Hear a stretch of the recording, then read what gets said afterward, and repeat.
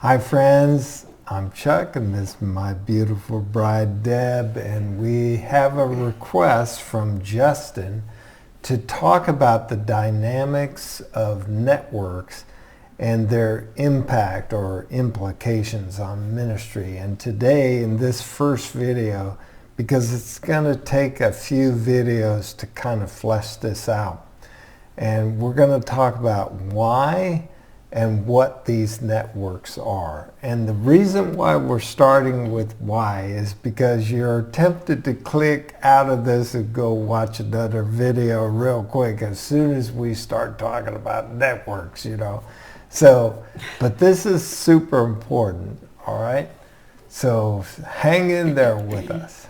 Yeah, so the question is, why is understanding networks so important?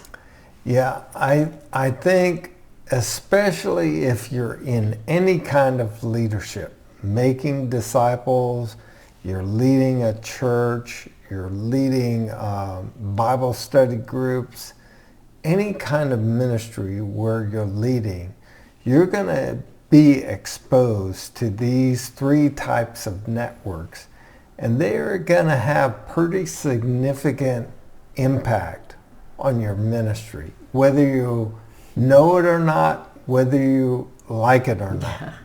So yeah, and just to be aware that that's happening is really helpful and valuable.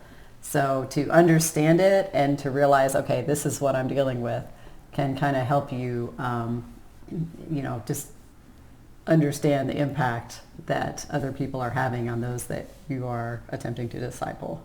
yeah, because you're gonna have challenges and problems in ministry. And a lot of the challenges and problems have to do with how the network functions and how we associate with one another and what is the motivation for association. And we'll talk much more in depth later on. But first, let's talk about the three types of networks. Okay, so what are the three types of networks? All right. So we have centralized, decentralized, and distributed. So let's talk about centralized first. In the centralized network, you have a central hub, which we'll call a node or a hub.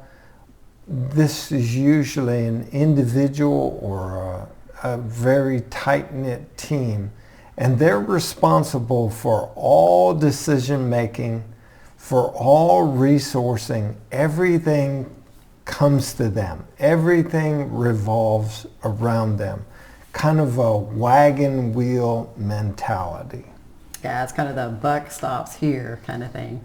And yeah, like Chuck said, it's either a personality or a team, like a leadership team, that you're usually talking about here, where they're the ultimate decision makers. A lot of times they're the ones that are making policy, whether it's in reaction to problems or something they just had thought up themselves. Mm-hmm. So yeah, it can get a little tricky in this, since it is so centralized.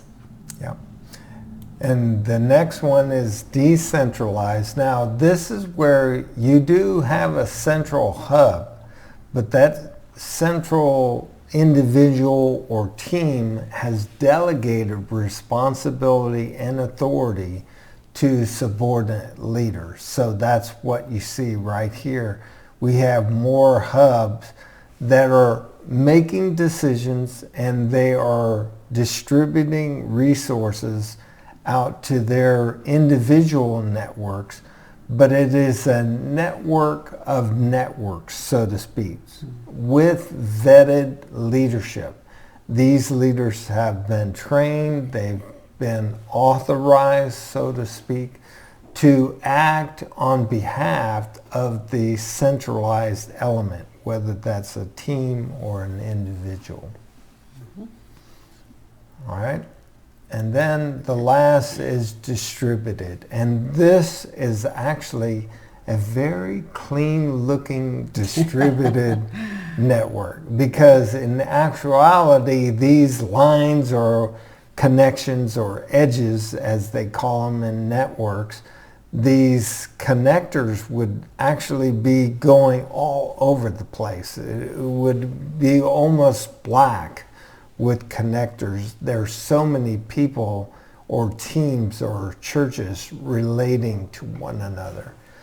And the idea here is that when we are distributed in a network, that means that it's a flat leadership model, and everybody gets the lead using their gifts, talents, and abilities for the sake of the network as a whole. So anything to add to that? Yeah, just, like the world that we're living in now, we may tend to see something like this, because there's so many inputs. And so, yeah, I think it's kind of easy to understand, especially when we explain later the distributed network. Yeah. So now what we don't want to do is we don't want to pit these networks against each other. They all have their strengths and weaknesses, and we'll be getting into that in the next video. But if we pit these against one another, we're going to lose the value that each one of them has. But on the other hand, if we don't recognize their weaknesses, we can seriously paint ourselves into a corner and hamstring our entire network by the way that we implement influence throughout the network. So, yeah, and next you're going to see a video that's going to kind of flesh this out a little bit. The link is down below, and so hopefully you'll enjoy and understand a little bit more of what we're talking about. Yeah, and that parable of the wells is going to be the baseline for understanding the strengths and weaknesses of each of these networks. So as you watch the video, try to pick out the centralized, decentralized, and distributed networks as the story unfolds. All right, so we're off like a herd of turtles, and we're excited about doing this because I feel like God has given us a lot of experience in this area and a lot of insight, both experience and biblical insight. So we're looking forward to the next video. All right, we love you. God bless you.